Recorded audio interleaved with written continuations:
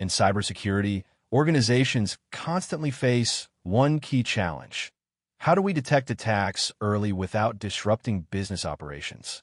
This is where Intrusion Detection Systems, or IDS, and Intrusion Prevention Systems, or IPS, become essential. Let's start with IDS. An IDS is like a security monitoring station inside a company's network. It watches all incoming and outgoing traffic and compares it against known attack patterns or suspicious behavior. If something looks wrong, it raises an alert to the security team. For example, imagine a bank network where an attacker tries multiple login attempts using stolen credentials. The IDS will detect this unusual behavior and immediately notify analysts.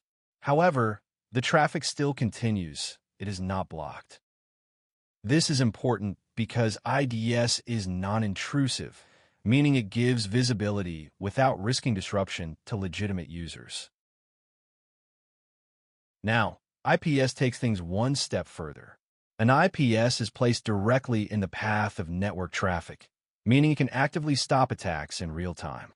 Using the same example, if the system detects repeated failed login attempts or known malicious signatures, the IPS can automatically block the source IP or drop the malicious packets before they reach the server. In this sense, IPS acts like a security guard at the gate, not just a camera. In real-world organizations, IDS and IPS are often implemented together in a phased approach.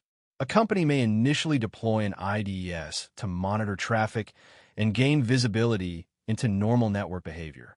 In step 2, they refine and tune detection rules to improve accuracy and reduce false positives.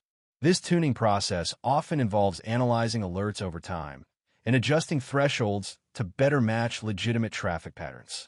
This stage is critical because deploying an IPS with poorly configured rules can result in legitimate business traffic being blocked, potentially causing service disruptions or downtime. In the final step, IPS can be enabled safely.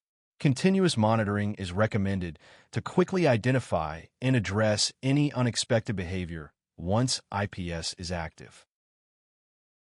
To recap, in modern cybersecurity environments, IDS provides visibility, while IPS provides protection. Together, they form a layered defense strategy that helps organizations detect threats early, understand attack patterns, and ultimately stop attacks before they cause damage. That's for this one. Thanks for tuning in.